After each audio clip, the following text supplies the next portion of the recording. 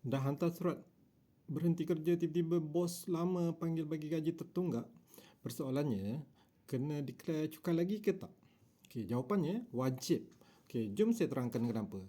Jangan scroll. Okey, ramai yang ingat bila kita dah resign dan dah maklumkan pada LHDN melalui MyTax, contohnya borang CP22A, urusan kita dengan cukai syarikat lama dah settle 100%. Salah tu kawan-kawan. Prinsip LHDN mudah je. Selagi duit yang masuk tu adalah hasil titik peluh korang bekerja. Tak kisahlah nama dia gaji asas, bonus lambat atau gaji tertunggak, ia tetap dikira sebagai pendapatan bercukai. Walaupun korang dah tak kerja dekat situ masa duit tu masuk. Okay? Habis tu nak buat macam mana ni? Jangan gelabah. Ini dua benda yang korang kena buat. Pertama, minta payslip atau surat rasmi dari syarikat lama yang menyatakan jumlah gaji tertunggak tu. Syarikat tetap kena keluarkan dokumen sokongan.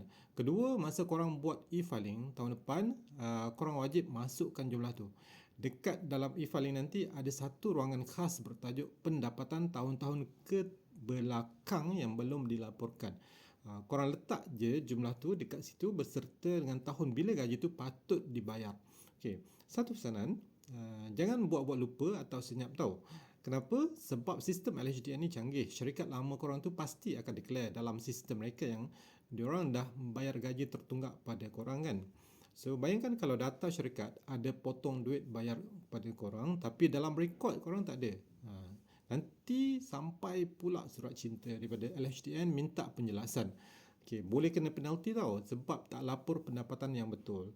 Jadi kepada puan, simpan elok-elok resit tu dan jangan lupa declare masa e-filing nanti ya.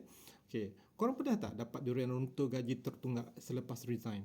Okey, komen bantu kat bawah sekiranya anda memerlukan sebarang bantuan daripada kami. Okay. Kalau video ni bermanfaat, sila tekan butang like, share dan video ni sebagai rujukan dan share dekat kawan-kawan korang yang baru lepas resign tu. Okay, jangan lupa dapatkan buku Jangan Bayar Lebih di Showcase. Okay, terima kasih. Assalamualaikum.